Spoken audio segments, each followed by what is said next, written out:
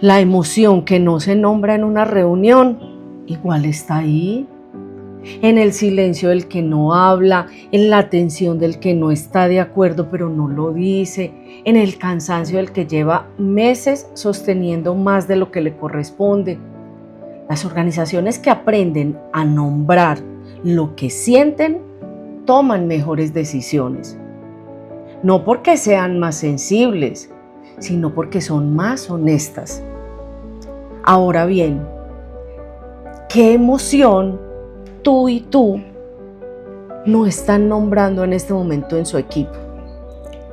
Les repito, ¿qué emoción tú y tú no están nombrando en este momento en el equipo?